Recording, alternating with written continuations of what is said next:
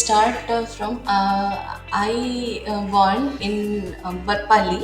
My native place is Barpali. It's a place in the district of Bargarh, which is in the state of Orissa. So I completed my schooling there. Then plus two. Plus two, I opted science. I also completed there in Barpali College. And at the time of graduation, in plus two science we did all physics, chemistry, biology, mathematics, everything. Then at the time of plus three, that is the graduation, we have to opt one subject as honors. So I opted chemistry as my honors, and opting chemistry has a reason, because once before my graduation, I heard my mother praising chemistry. You know, she was talking with somebody that she is taking chemistry, so I had praising chemistry. So, and since my mother is praising chemistry and I was also young age, so that has created a very strong impact on my mind that yeah, chemistry is a very good subject, so I should also continue with chemistry.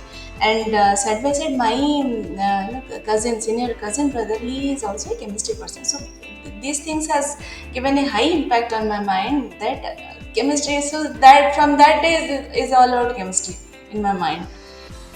And then I started this. I opted chemistry as my honor subject. I completed my graduation in chemistry. Then I continued for the post graduation, that MSc degree, that is also in chemistry from Sambalpur University in 2001. And after that, I qualified national eligibility test that was conducted by CSIR, Council of Scientific and Industrial Research. So I qualified two times in both January and June in 2004. And at the same time, I also qualified for GATE, that is the Graduation Aptitude Test for Engineering, in 2005 at a percentile of 93.55. So in our time, actually, that was percentile. Now I think this has been changed, but that was 93.55 percentile for chemistry. It's a very good score. Then I also joined a PhD, and in the meantime, I also qualified for senior research fellowship that was also advertised from CSIR, and I joined senior research fellowship in 2007, and finally I completed my PhD in chemistry in 2012.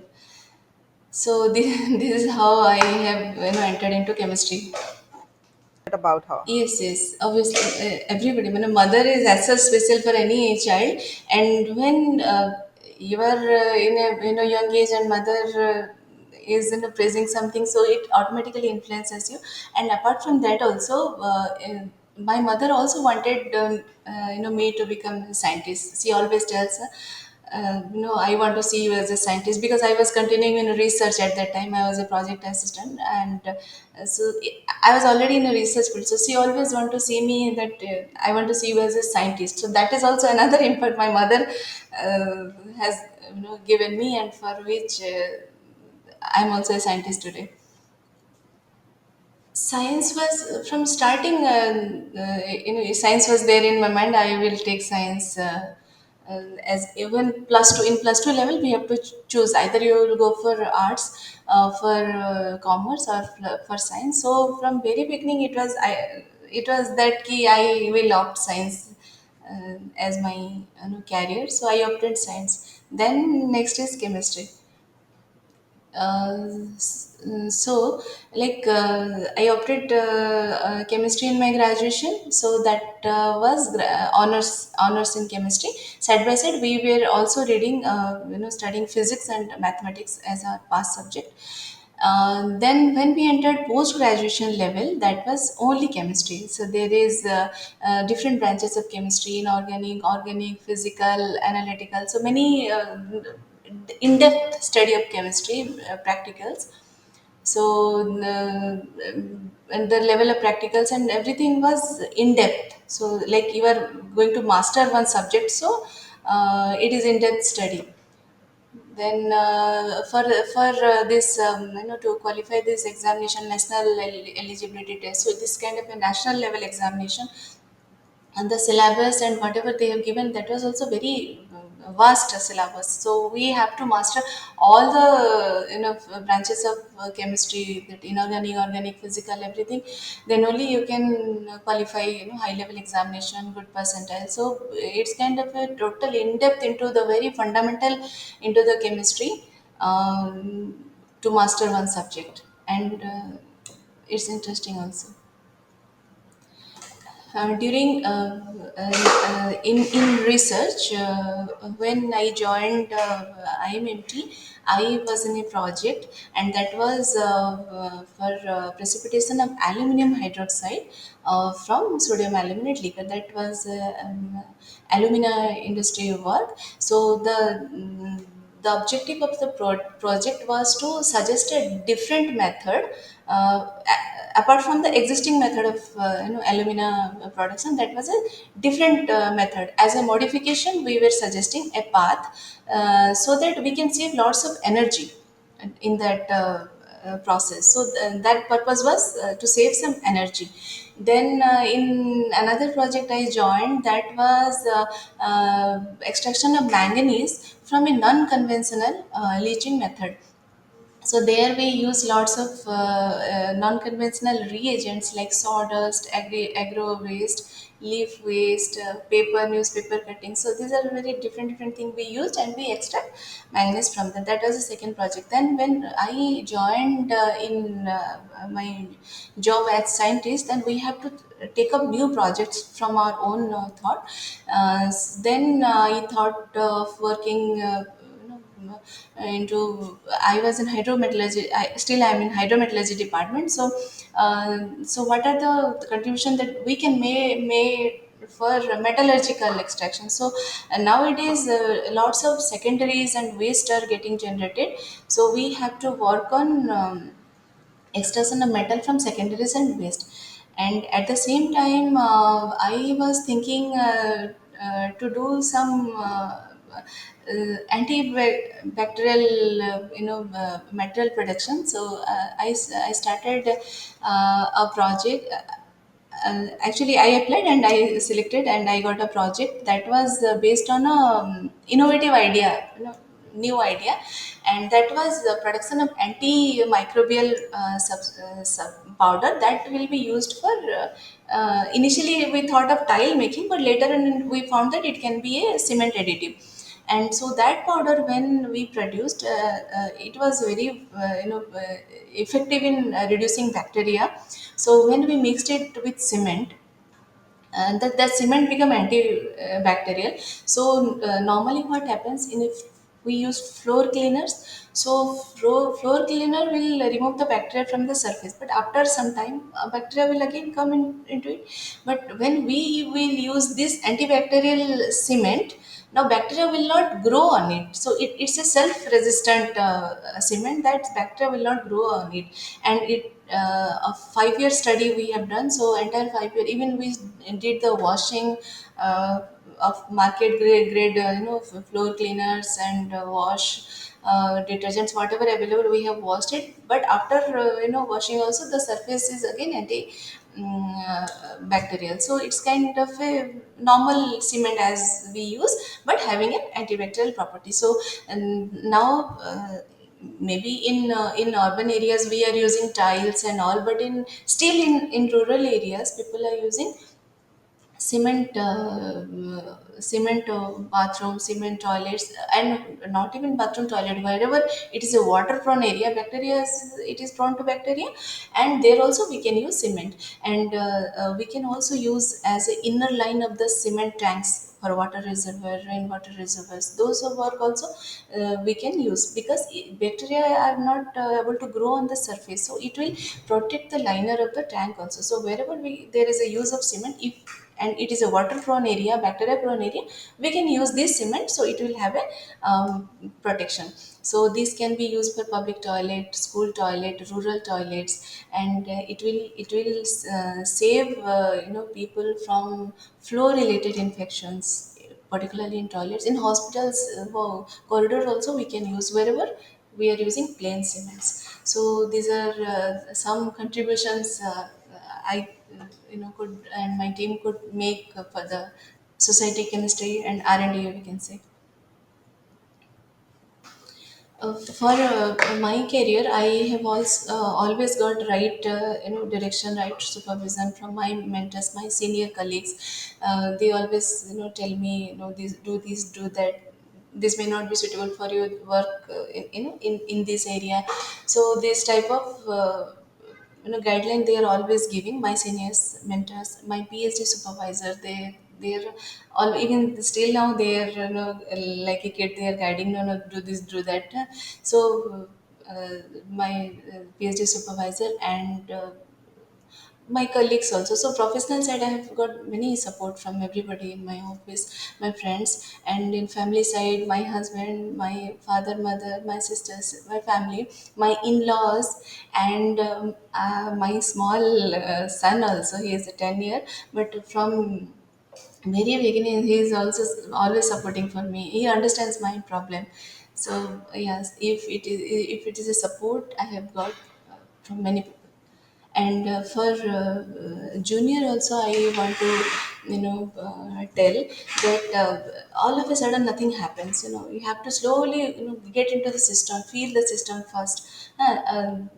Nothing happens in one day, but slowly slowly everything happens. You have to only understand the system, and the purpose. What is the purpose, the intention? Okay, the being a scientist, I always think my purpose is to give something to the society, and that was the main, you know underlying thought, that always what I am doing, whatever I should do. I am a national level scientist, so whatever I will do, it must reach to the public. So now, if this is the antibacterial cement, I always think of, people practically using this. Still now it has not gone to the practical level, but in my mind I always think the same Shauchalaya and all, and they will be using my this cement. And so that kind of, and it is also it has also come from the same thing, that my research go to the public should use. So that is in line with. So whoever young, is coming to this field, that should be there in mind, that whatever we are doing, our research should reach to the public. That is the, you know biggest aim, and we should line our thought in that direction. So, mantra is very simple. See, first is, I also tell my students that be good and do good to others.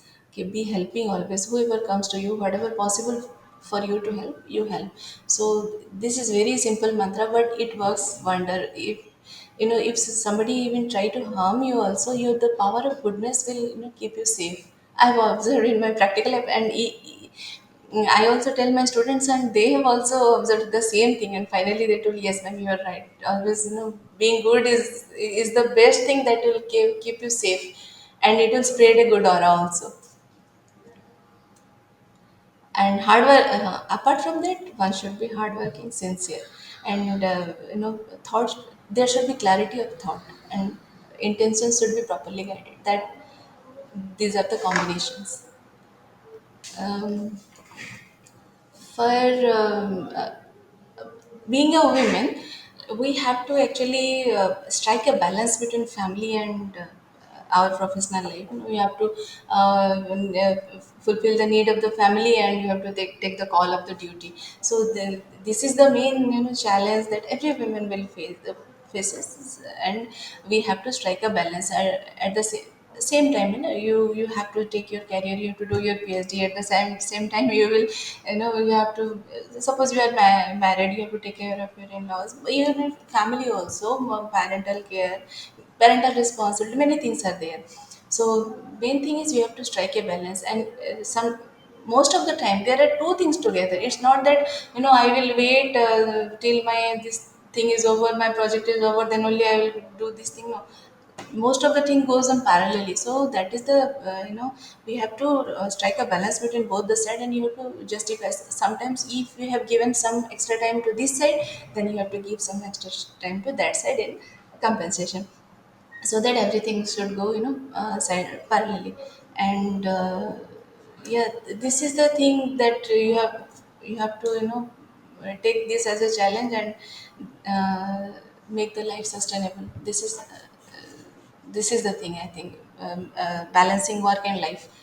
And this is not only for women. Work and life balance is for everybody. So everything should be, having a foresightedness. You should see ahead that if I'm choosing this, then I have to go in this way. So am I ready for this thing or not? No. It's not that blindly you will choose something. It's a foresightedness is the main, mantra for this. I will advise that have a foresightedness, study like a survey. You have a background ideas that yeah, this is, if I'm choosing science, then my, a long aim or the target will be this, or what I'm going to contribute for the society if I'm taking science, chemistry. So this 16 is too young though, but there should be a foresightedness, proper planning, pre-planning, then you execute. That will be better.